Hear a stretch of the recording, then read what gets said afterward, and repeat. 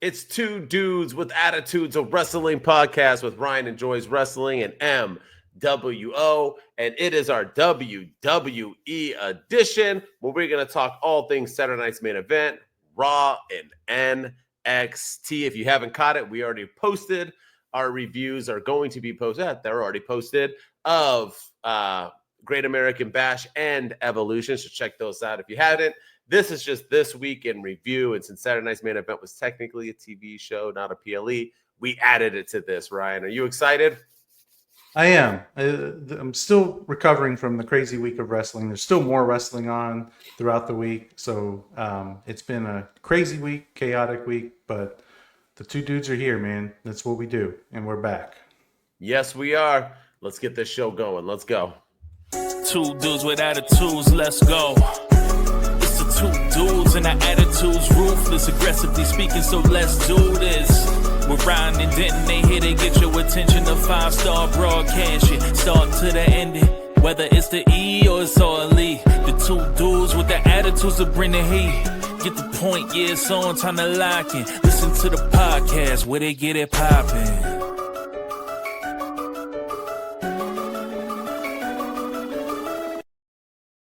Ooh, yeah, not only still recovering, but we didn't get a break after that because right on Sunday, it was Monday, Raw, Tuesday, NXT. I've watched almost all of Dynamite. It's like stop, man. Non-stop wrestling. I'm so tired. SmackDown on Friday, Slammiversary on Saturday with Trick Williams defending the TNA title. JC Jane going for a title. Title versus title. Yeah. So and then Collision, in case anyone wants to watch AEW Collision. And is it on Saturday, not Thursday? I think it's back on. Yeah, I think it's back on Saturday this week. Okay. I'm not 100% sure. Not 100% sure. Now that I think about it. But all right, well, there it is. Let's get into it. You ready? Let's rate this phenomenal, in my opinion, the card of the weekend. Saturday night's main event. That's a joke, people. It wasn't the card of the weekend. But we're going to thumbs up and thumbs down this bad boy. Every single match, all four of them, we give a thumbs up and a thumbs down. A thumbs up means it was 80% or better, meaning above average. Thumbs down means it was a C or worse, which means it was under average. So it could be average. It could be, but it still means we're giving it a thumbs down. So we might not have hated it. We just didn't love it. With that said, let's get into it, Ryan. First up. So we'll go. The first match of the night was, I don't have the match order correct. God. All right. There it is. I went off of what I thought the order should have been, but I was wrong. You were again. Only off by a mile and a half. All right. Yeah. But you were right on the one. All right. We got Randy Orton. Yeah, you were. We got Randy Orton defeating Drew McIntyre with the help of a Jelly Roll. That's right. We had Jelly Roll and Logan Paul in their corners. Whew, what did you think? Thumbs up, thumbs down? I give this a fringe thumbs down. This was how you open the show. I get it, right? You get Jelly Roll out there. You're trying to get a pop. You're trying to make the crowd hype. But this is your return match for Drew McIntyre, who literally gave his blood, sweat, and tears to an amazing feud last year with CM Punk. Was doing phenomenal things with Damian Priest before he went out on the shelf for a little bit. He comes back and he's in a random feud with Randy Orton for some reason, and you have him lose his first match back.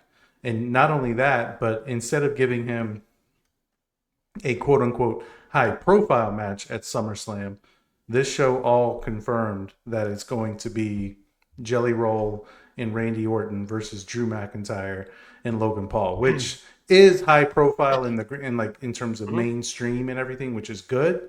But I think Drew McIntyre deserves to be competing for a world title. I think he deserves to be competing for some sort of championship or close to the main event scene. And instead, they're kind of relegating him to this, and it just feels like they don't know what to do with him.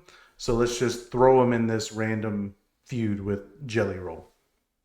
Yeah, I got to give it a thumbs down barely as well. I say it was an average.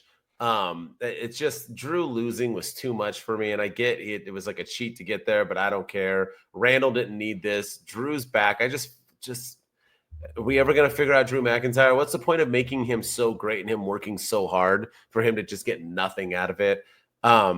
With that said, and the other thing too was the commercials. Bro, this was like a 10-minute match. We only got about 5 minutes of it. So you don't even get to see much of the match. It's just these Saturday main events, I think, need to go away. I think they were fun back in the days when we were kids and it replaced Saturday Night Live and this and that. But these commercials, every single one they've done now, it's just, it takes over and consumes the matches itself. But I don't hate the Jelly Roll stuff as much as everybody else is. I think it is high profile. It's not going to main event SummerSlam. It's just going to put eyeballs that needs to be there. My only thing is that you have Drew McIntyre and Logan Paul. Logan Paul's supposed to be like the outsider, right? Like, like the celebrity as well to Randy Orton's Jelly Roll. But when you really think about it, Logan Paul is not only one of the top wrestlers in the world today, he's also a former champion. He's also like, it's not like Logan Paul just came off the streets and is like, how do I do this thing, guys? Like, he's wrestled freaking Roman Reigns in a main event. This isn't just, it just seems like a very uneven matchup. But what I'm getting, the thing I liked was that props to Logan Paul, because this man has sold fear. He sold the punches. He has made Jelly Roll, who is probably the least athletic and tough person I've ever seen in my life, look like he actually knows what the hell he's doing. So props to Logan Paul, man, because Logan Paul's a legit fighter. Like, he trains as a boxer. He knows how to box. He boxed Floyd Mayweather, whether you think it was real or not. We haven't. So, I mean, the guy is an actual fighter, and he's over here taking punches from Jelly Roll like he's getting hit by Mike Tyson in his prime. So I do think that is cool. But other than that, this match was a huge win. Yeah, I just don't like the fact that Drew McIntyre lost. And then the match itself really didn't do it for me. It was all the post-match shenanigans. That was the most entertaining part of the whole thing. But yeah, we got to figure out Drew McIntyre. They got to give him something after this, whether it's a world title shot, a title run, something. They got to give him something. He's about to take an L at SummerSlam, so there's a 0% chance Jelly Roll is losing unless he turns heel. There's no chance he's losing at SummerSlam. Oh God, did I just talk that into the universe? All right, next match: Solo Sikoa defending his U.S. Championship for the first time against. Where is it at? Solo and Jimmy. Where are they at? You got them? No, because they added this match. They added it. That's right. That's right. Yeah. Add the graphics. So that's right. So Solo Sikoa defends his U.S. title against one Jimmy Uso, and we get the return of Jacob Fatu. Laid everybody out at the end. Thumbs up. He went anywhere. Me neither. But they were like, he hasn't been here for a week. I was like, right. Okay. Just because someone's gone, doesn't mean he's but you know what? I'll give this match a thumbs up. I'm digging Solo Sikoa. I'm digging his heel thing. I'm glad that he's getting his flowers. I'm happy that Jimmy Uso got some shine as well, because I feel like he's always the outcast of the Uso family. Jay's gotten world heavyweight title matches. Solo's the U.S. champion. I dug this match. I thought it was enjoyable, and I like that it continued the story. Like we were talking about with Saturday night's main event, this and the Drew McIntyre thing are the only two things that happened on the show that advance an angle and move things to, to get you to want to tune into SmackDown or Raw the following week. Everything else was just kind of fodder. Everything else is just kind of filler, and nothing ever happens on these shows. So I like that this match stuff actually happened, and then Jacob Fatu coming out looking like a beast as always. It's always entertaining when he comes out. Yeah, I'm gonna do a fringe thumbs down again. This was an average match for me, but I really think it was the commercial. I don't think I can get into a match. Yeah, commercials are and it's weird because when I watch matches on Raw and SmackDown, I don't feel like the commercials get in the way. For some reason, they're longer. They're in the wrong spots. They're just like they're more effective. I don't get it. But yeah, I mean, I like Solo winning. Him and Jimmy were all right. I feel like Jimmy needs to stop wrestling his family. He's at his worst when he wrestles his family. It's like he doesn't know them or something. Yeah, he's like stuck in a time loop against his family. And first it was with Roman, then it was against Jay, then it was against Solo, then it was against Roman, then it was against Jay. Now he's back Mhm. against Solo and Jacob, and yeah, it's very strange. It is strange. It is strange. And I do like Fatu returning, but I've seen it. Yeah. I give it a fringe thumbs down. Yeah. Yeah. All right. LA Knight and Seth Rollins got started, and then they ended. Seth gets hurt, and LA Knight pins him, puts him in his finisher. That's about it. What do you got? Yeah. Unfortunately, I got to give this one a thumbs down. It was a great match up until the Seth Rollins injury, but then it's really a thumbs down because of the injury. It has nothing to do with the performers in the ring, has nothing to do with, any of their characters or the story that they're telling or anything. It was just a fluke of an injury that happens, and prayers out to Seth Rollins. Hopefully I hated it. And I feel like this deflated the entire building. This took the energy out of the building, just like the Adam Cole speech at beginning of All In, which was was still going on by the time Saturday night's main event was airing. That kind of took the air out of the All In crowd. This took the air out of the Saturday night main event crowd. Seeing Seth Rollins injured, it's not a work. It wasn't a story. I thought maybe there was a chance that it was, and he was going to cash in later on in the night, and that never proved to be true.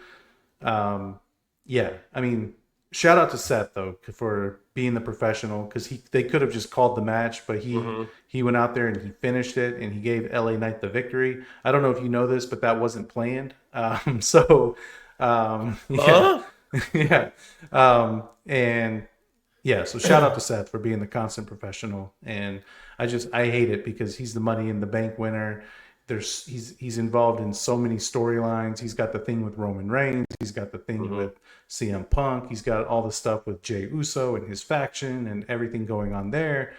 And I just feel like all of that just went out the window in 10 seconds because of this crazy injury. So I hated it, but thumbs down mainly for the injury.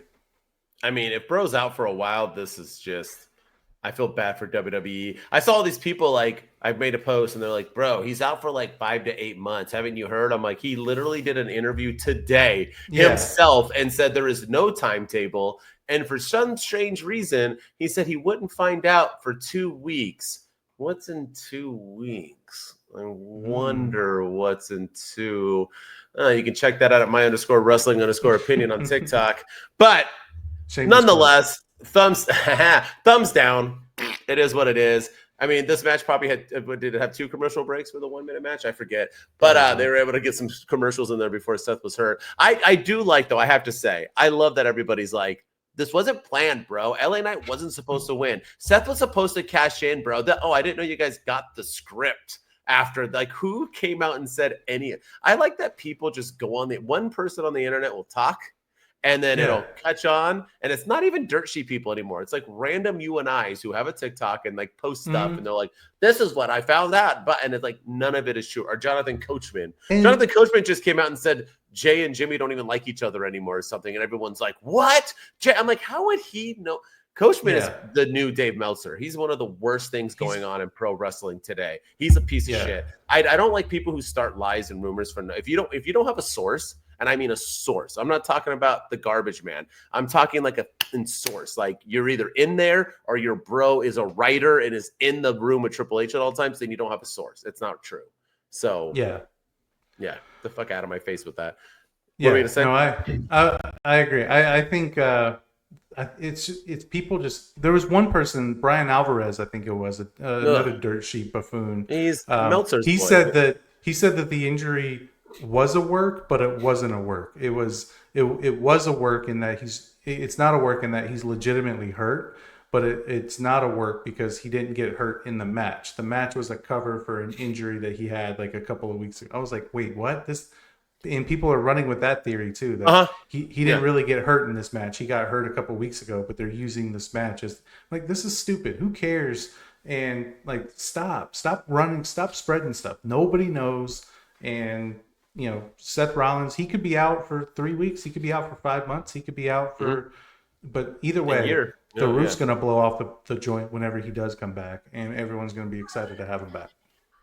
Yeah, we'll see. But I like how the fact that they're like, no, he blew his knee out a week ago and then continued to run. No, he didn't. He just got that thing fixed and he tweaked it and he's just going to go ahead and have matches. Like, people are so stupid. Yeah. Especially that guy gets paid to be stupid. That's the worst. All right. I do worry about his knees, though. He's got to stop doing it. He may have to change his moveset or something because he tore this knee last year on the road to WrestleMania. Then he got hurt at WrestleMania when he tried to protect Cody Rhodes. And now he's hurt again, and this is all like 3 times in a year. So he may have to change his moveset and stop doing moonsaults and stuff. But I don't know. Yeah, it's crazy. All right, next up, the main event. Gunther defends his title against one Goldberg, and then Goldberg has probably, in my opinion, the greatest farewell speech ever. He had to talk to his home crowd. We'll be right back. We're going to commercial. Yeah. If you're listening on audio, we'll be right back after this very important announcement from Blue Chew. I wish we need that sponsor, homie. But the funny part is that if you don't know, he was in his hometown. He started talking, and NBC was like, "We're done." I guess NBC refuses to go a minute over. They cut that shit. He didn't even get to. He was like, "Thank you, everyone. I'm so happy to return." And it was like done. And Goldberg now has come out and become like a heel. He's cutting like heel promos now, basically like calling out WWE for it, the disrespect and pretty wild stuff. But nonetheless, thumbs up, thumbs down. You know what? I'm going to give this a thumbs up. And, good for you. The one person who I don't think is getting a lot of credit because all we're hearing about is Goldberg. But Gunther gave Goldberg his best match in a long, long time.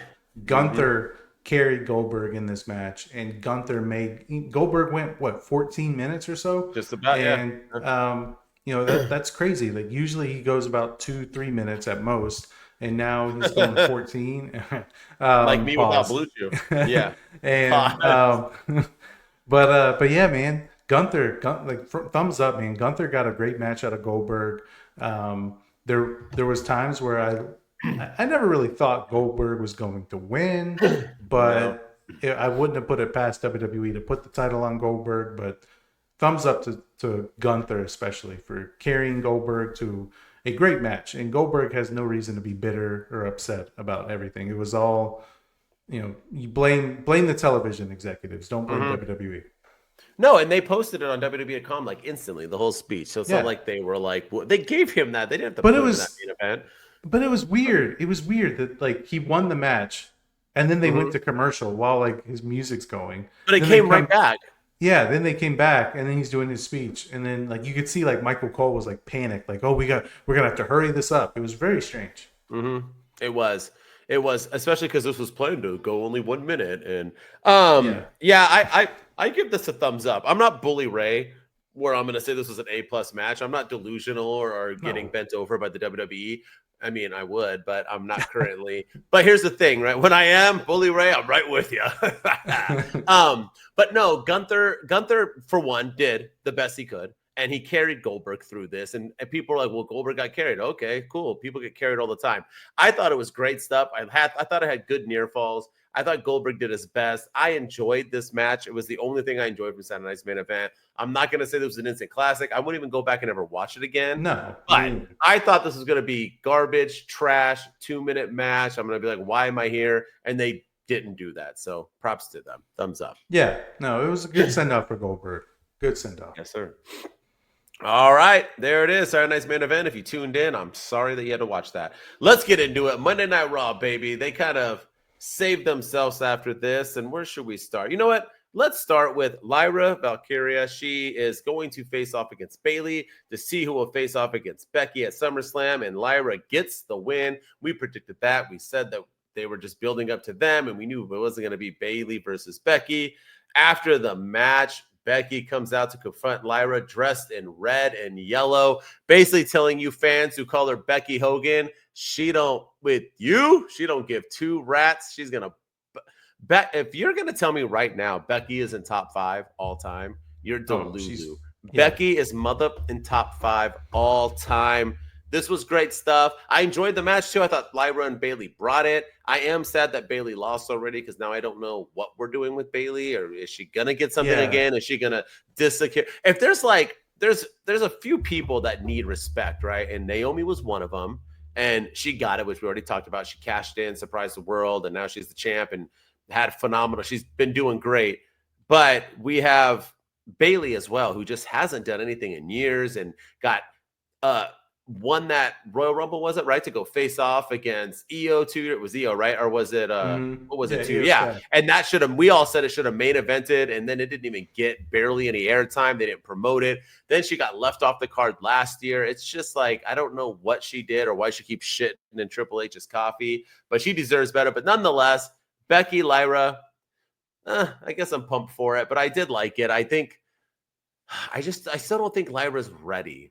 Like her promos, I mean, she got a little bit, but every time she's kind of been in there with Becky and Bayley, I feel like she does look lost. And that's not like what Stephanie Vaquer and Julia are doing, who have gotten kind of quick pushes from NXT. So I don't know if Lyra is ready yet. I don't know. What say you? Did you disagree? Yeah. I hate it for Bayley because she did miss WrestleMania this year at the last possible minute. And now she's most likely going to miss SummerSlam, like the two biggest shows of the year. I'm like, how can you not have one of your greatest of all time in doing something at SummerSlam? So that's unfortunate. But, I don't mind, Lyra Valkyria against Becky Lynch 3 at SummerSlam for the IC title. I think it's the right move, but it has to end at SummerSlam. I can't take another month of this. Like, it's got to end. It's either got to end with Becky Lynch retaining, or Becky and Bayley aligning together and Bayley turning heel, doing something like that, or Lyra winning the IC title finally and overcoming Becky Lynch. But it's got to end at SummerSlam. It does, and I just don't see how Lyra wins. I don't see it. I know Becky loves her, and that's what she's doing this for, giving her the rub. But I mean, I'm not saying it won't happen. I just don't see it. Yeah, and I agree. She does look a little lost when she's out there sometimes, especially with those two greats. Yeah, yeah. And I mean, who wouldn't, right? But I just feel like Stephanie Vaquer would hang, right? She wouldn't be as lost as she is with Julia or so on. So that's the level she's supposed to be at right now. All right, let's jump into a side thing. We're not going to talk about the surprise return, but we had a Gauntlet match. CM Punk, I mean, I didn't even know where this Gauntlet match came from, but all of a sudden it was there. CM Punk won. I'll let you start off. What'd you think about it? The course through this, everything building up to it. What did you think? It was counter programming. AEW had a Gauntlet match on All In on Sunday night. That's probably still going on. So they had the WWE counter programmed with a Gauntlet match of their own. So they did the Gauntlet match right, though. I like this Gauntlet match better than the if you get out, you get out. If you don't, you don't. I don't know if you'll be in the match or not. It depends on how quick someone gets pinned. I don't like that. I like the Gauntlet matches where you got to beat everybody and they keep coming at you. I think that's better. But anyway, neither here nor there. Go ahead. I thought this Gauntlet match was good, but I also thought it was a waste of time. There was a lot of filler, and shout out to Paul Heyman. I thought he gave a great promo building up Braun Breaker, especially when they're staring down Gunther. Shout out to Gunther, who might be looking towards like a babyface run, because he was getting a babyface reaction from the crowd when he was in the ring with Gunther. So maybe this was a sign of the future. But you do all that. I just can't stand it when people, Braun Breaker's going to win the Gauntlet match tonight, and he's going to take you out at SummerSlam, and he's going to be the new World Heavyweight Champion. And then Braun Breaker loses the Gauntlet match. And it's just like, it's kind of a complete and utter waste of time, waste of promo, waste of everyone's, momentum and money if you're watching that in the audience. So that was my gripe with it. I get it was a sign of the future that they believe in Braun Breaker, and maybe that's like a Survivor Series match, Braun Breaker versus Gunther or something. It's foreshadowing things to come, but I just don't like all the talky talk, and then it makes you think, talk. They're ready. They're going to do Braun Breaker. He's going to win this thing, and then CM Punk randomly wins it on a GTS that barely connected, and then Braun Breaker's spear barely connected, and like this match just felt very off to me. It was fine. LA Knight losing second was very strange. Penta losing first was strange, especially because they're supposed to be building these guys up. Especially LA Knight, who just beat Seth Rollins despite the injury, because that wasn't planned. So yeah, I just thought this match it had its moments, but I did think it was just off, in my opinion. The right person won. CM Punk and Gunther is going to be a great match. It's going to be a banger, and Punk can talk his way into making this a great match, and I'm excited for it. And I'm actually glad that he actually earned a title match instead of being like, "Hey, can I have a title shot?" And the person's like, "Sure, here you go," which is what happened at Night of Champions with John Cena. Yeah, I mean, I agree with you. I thought it was a weird, but it was also half the Raw. It was like 50 minutes total time of getting everybody out there. Yeah, it was strange. Up to the end. I don't like LA Knight beating Seth Rollins, like you said, the night before, and then losing to Braun Breaker. Braun Breaker had already wrestled Penta and was still able to beat LA Knight. I thought that was very, like, why not pull LA Knight out of it? I didn't hear about this Gauntlet match during that, so why was the Gauntlet match could have been added? It was obviously added after Sunday's main event, so why not just not put LA Knight in it? I don't even understand why he was in it. Keep his moment. He just beat Seth. You're not going to run with that at all? Mistake or not, he did it. So build that momentum, right? I mean, do something. I mean, save it for the future. But now that he already lost to Braun Breaker, what the hell does it matter? Now that was already annulled. So there goes that. Penta losing again, and then Jey Uso, man, former world champion, trying to come, he just like randomly jobs, and then he comes out to make a save later on CM Punk and gets his ass kicked to save for no reason. He's just like, what the hell? Like this former champion, he's just like a nobody, just like a jobber now. And CM Punk winning. So here's my thing. I put out a thing out there on TikTok, and I said, Punk versus Gunther. I predicted that beforehand, by the way. I said Punk was going to beat Gunther. I said he would cash in a Money in the Bank briefcase, but nonetheless, I knew he was going after him. He faces him. This really smells of Seth Rollins' injury either being fake or not fully bad, as people are claiming it is or think it is, because why else would you put CM Punk in this right now? CM Punk cannot afford a loss to Gunther. And if CM Punk beats Gunther, what do you do with CM Punk afterwards? You got to remember, okay, number one, Seth Rollins said in his interview, his knee was swollen. They're going to reevaluate in 2 weeks. That's around SummerSlam. Paul Heyman said he ain't giving up this briefcase. Nobody has even talked. He hasn't told June he's not going to give it up. Seth Rollins has said over and over and over and over and over again, CM Punk will not win a world championship again in WWE. I'm telling you right now, this was all happening, bringing in Bron to try to stop it. That's why Bron didn't win, because Seth is going to cash in at SummerSlam. He's going to stop CM Punk from winning and interfere on that match. It gives Gunther an excuse to lose, and it gives CM Punk an excuse to lose, and they'll continue on their feud. So that's what I'm saying. I could see it. I could really see it. And I'm not saying I'm right. I'm saying it just smells like it. I'm not predicting. Yeah, and the fact that they've been so tight-lipped about Seth Rollins' injury too. Nobody is saying like, "Oh, it's a torn ACL, it's a torn meniscus, it's a torn MCL." Nothing. He is a torn Achilles. Like, they haven't done anything. Normally, when there's an injury, they don't shut up about it. CM Punk. I don't know if you know this, but he tore his tricep at the Royal Rumble last year. He was everywhere. Like the rehab videos and like his promo. I tore my tricep. Drew McIntyre, hey, you tore your tricep. It was all over the place. Rhea Ripley, when she got hurt, the injury was well known. Zoe Stark, they knew that day that she tore her ACL. Chad Gable's out having shoulder surgery. Liv Morgan broke her shoulder or broke her clavicle or her collarbone or some sort of bone. We know those injuries, but Seth Rollins, they're being very, very tight-lipped on, and it's very, very strange. Strange.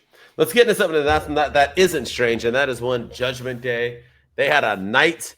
Somehow Finn Balor stole everyone's belts and went and got them spit shined. So I don't know why he had it. It looked like everybody was like, "How'd you get my belt?" So he gave them all their belts. They had a picture of Liv Morgan in the background. He gives them a hoorah, a whole shrine for her or whatever. He did give a shot. He's like, "Liv is gonna love this. Liv." So we're hitting at all sorts of things. Then the girls went on, defended their tag team titles against Kabuki Warriors. Then we had a fantastic thing where they went back to the clubhouse after the New Day, which I'm digging their thing too. I like that they're in mourning. I think it's hilarious. And the Judgment Day's there, and he has a cake that says, get better soon or blah, blah, blah. And he's like, who got me this cake? And we're all thinking, oh, that Roxanne Perez.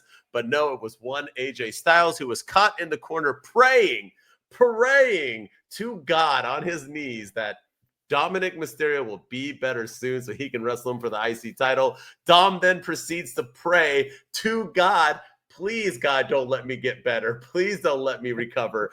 Then it comes back to AJ, who said, God, please don't listen to him. It was freaking hilarious. Hopefully I didn't brutalize that, but it was hilarious. No, that's Judgment Day is finally clicking. They're winning. They're not losing. They will have these belts. Sorry, AJ, until Liv is back. Unless at SummerSlam. I don't know when she's going to. They're not talking about her injury a lot either, Ryan. They're not really saying a lot. So maybe this is it. But and they're talking about her a lot. 100%. So I think it's going to be a Liv Dum leaving. But either way, when she comes back, it'll be the belts and they'll leave the crew. But I'm loving it. What say you? Yeah, and I think they're still hinting at dissension in the Judgment Day. Yeah, Finn Balor was like, "Hey, why don't you go accompany the ladies to the ring, and why don't you do this?" And he's like, "Do I? I don't want to. Like, well, that's weird because Finn Balor's trying to, plant the seeds of a potential breakup and turn on him in the future, and maybe Liv and Dom leave together because he refuses to." Break up. He refuses to cheat on her or something. I don't know. But I'm the Judgment Day looks great with these championships. They look fantastic. They need to keep them for a long time. They finally have momentum. Don't stall it with random losses. Don't have them drop the tag team titles against, I don't even know. Adam Pearce said that the New Day has to earn their tag team title shot against who, I don't even know who the hell they're going to face because there's no tag teams on Raw. No. So, I don't know who the Judgment Day is going to, but they should not lose to anybody for the foreseeable future. I fully agree. And I think Raquel's going to be the one who starts the turn on Liv, just so you know, because she's the least obvious. That. She's the one who's like rooting for her. All right. And let's end it. I'll let you go. Someone made a return. Let's hear it, Ryan. Who was it? Our tribal chief, Roman Reigns, made his long-awaited, much anticipated return as OTC1 or TC1. I don't know. OTC, I don't know what the t-shirt. I couldn't tell because it was his old Roman Reigns logo with like a square around it, and then it says TC1. So Tribal Chief 1 or Original Tribal Chief is the same thing as saying 1. I don't know. Well, there is no other Tribal Chief anymore. So maybe he's just a Tribal Chief again. I don't know. Yeah, I don't get that, but Roman Reigns came out after the Gauntlet match had concluded, after Jey Uso was getting annihilated, and Bronson Reed was stacking the bodies of Jey Uso and CM Punk on top of each other to do a double tsunami. Roman Reigns came out and saved the day, saved what I thought was a mediocre episode of Raw. The crowd popped loud, probably one of the loudest pops I've heard for Roman Reigns in his babyface return. Super pumped to have him back, and I think this should have maybe happened at Night of Champions. Maybe this should have happened at Saturday night's main event. Maybe this should have happened, if you want to talk about stealing the weekend when you were doing all this stuff with AEW. Imagine if Naomi crushed this weekend. But they waited until Raw, and I like that it's probably going to be a tag team match between Roman and Jey versus Braun Breaker and Bronson Reed. I'm here for that. That'll be fun. It'll be entertaining. And they're trying to flex right now with the news articles, the dirt sheets, and they're saying that Roman Reigns is expected to work every episode of Raw between now and SummerSlam. But that's only 2 weeks. It's only two more episodes. Two Mondays. Like he's expected to work the next 2 Mondays, and then he'll be on for SummerSlam. So I'm just happy Roman Reigns is back. I also thought he was on SmackDown. Or brand splits? Should I just stop talking about brand splits? I guess so. But yeah, with that said, I'm just so glad that he finally decided to take that pay cut. The dirt sheets were saying I'm joking. So Yeah, the stupid. restructuring of his contract. Yeah. Oh my gosh. Roman's back, baby. It was a big thing, a big deal. He had to save his goofy ass cousin because Jay can't get anything right. Refused to shake CM Punk's hand, but he saved him too. It was good stuff. I like it. We're obviously going to get SummerSlam, Roman and Jay versus Bron and Bronson, which will be a hell of a match. But I just want to talk about the fact that we have to stop sleeping on Roman Reigns' greatness. This man is there now. He is at that level that when he shows up, it's a vibe. The aura is different. The setting, he's just him, his presence. He is at that level now where him in general just is a thing. And it was beautiful to watch just how into that crowd was, the chanting, the you can feel it. It's like what The Rock used to be. That's where Roman is now, that when he shows up, more so than Brock Lesnar, when he shows up, like you're just in awe. That's who Roman Reigns is now. So, and always was in my eyes, but now he's finally, Yeah, no, even in his days as the tribal chief and head of the table, the aura around him is completely different. You're right, and I loved what they did, and I'm happy that Roman is back. Word. All right, let's get into some NXT. They had a jam-packed show, and we'll start off with Tony D. He was in a forget about it match, for the rights of who was the big Don. And it was Tony D defeating his two lackeys and Stacks and Luca. What did you think about this? Are you happy he won? Does it even freaking matter? I thought it was a hell of a match. I think Stacks has gotten better and better. Luca impressed me. They showed the whole history building up. Literally, Tony D looked like a baby. They showed him at the beginning, building up to all this. What'd you think? And what's next?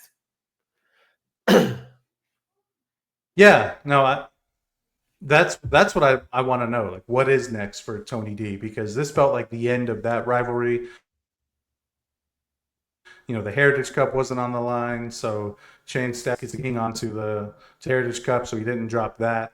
It looks like they have a new tag team, I guess, with Stacks and the lawyer, I think he is. I can never pronounce his name. Me neither. The guy that helped him.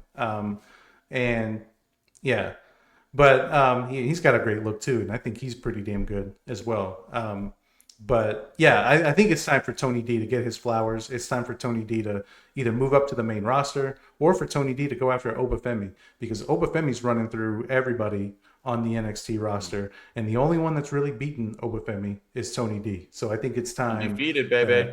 We get past Slammiversary. We get past, maybe we have NXT Heatwave, which is counter programming AEW's Forbidden Door.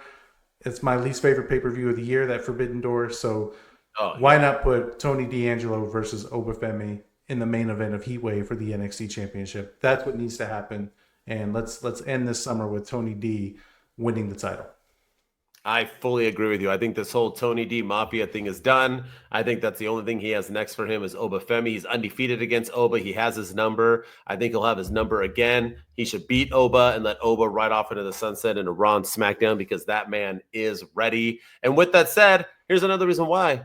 Obafemi, it was announced. Briggs went out to defend, got in Obafemi's face. Yoshiki was like, I fight with honor. And he was like, I don't give a shit. Then he accidentally hit him, but then Yoshika hit him. And now we're going to have a 3-way next week for the title. And I think they're doing that because they're going to close this chapter and there's nothing left afterwards. So Tony D versus Oba makes sense. But what'd you think about this? We kept talking about how the Oba and Yoshiki kind of felt like it was being overshadowed by Josh Briggs. And now they just kind of went into it with it. But why is he in it? I mean, he did lose. I know people are like, well, it's because he decided to fight with honor. Oh, okay, but he still lost. It's not like Oba cheated to beat him. So you still lost. Why not just have Oba versus Briggs? I don't get it. And Oba's not losing his belt on an NXT, so that's not.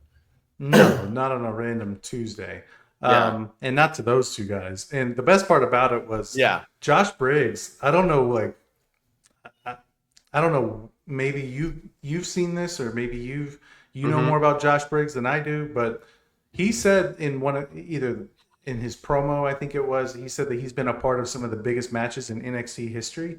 And I was like, wait, what? You have? Like, when? Because it's news to me, in that he's been a part of some of the bigger moments in NXT or something along those lines. And I was like, that's pretty laughable, dude. Okay, I get you got to put yourself over. So I appreciate that. But yeah, it was just like, you have? But yeah, I'd like to see those receipts. Yeah, I really think that they need to, put this whole world title thing with Obafemi, keep the belt on him for as long as they can, and see what happens next week when he defends it. But he's not dropping it on a random Tuesday. But yeah, it's time for Tony D to get his love and go after that title at Heat Wave. That's the only option after this, unless they do Trick Williams or something. But it's got to be Tony D, in my opinion. Whew. Trick was on fire too. It was a good episode of NXT. All right, there it is. That's our WWE Week in Review, y'all. We're going to go ahead and close out. If you'd like, after this episode, once you watch it, go check out. We're going to do some highs and lows, so make sure to go check out that video after you watch this whole Week in Review. As always, thank you all for subscribing, for liking. Hit those comments. Tell us what you like, what you don't like, if you ever agree with us or don't agree with us, especially with the thumbs up and the thumbs down. And as always, if you just want to check me out, I'm on all social media at my_wrestling_opinion. Hit me up. Continue with I'm blowing up right now. So keep helping me, because the more I get bigger, the more it helps two dudes with attitudes to get some sponsors and get our names out there. And with me, as always, is the man who refuses to make videos. Ryan enjoys wrestling. Go follow me on all the social media platforms if you so choose. Go follow me on X, or follow us on X at 2DudesPC. Go follow us on TikTok at 2Dudes with Attitudes. Subscribe to our YouTube channel. Help us blow up. Help us climb up the ranks. Help us become the best known podcast out there when it comes to wrestling. And then if you're listening to us on Apple and Spotify, where we are in the top 10% of all listened to pro wrestling podcasts, we appreciate everyone's love and support. Keep it coming. Keep the 5-star ratings and reviews coming. And tell everybody about your favorite two dudes on the internet. Two Dudes Wolfpack. We out. Two dudes with attitudes, let's go. It's the two dudes and our attitudes, ruthless, aggressively speaking, so let's do this. We're Ryan and Denton, they here to get your attention. The 5-star broadcast shit, start to the ending. Whether it's the E or it's all E. The two dudes with the attitudes that bring the heat. Get the point, yeah, it's on time to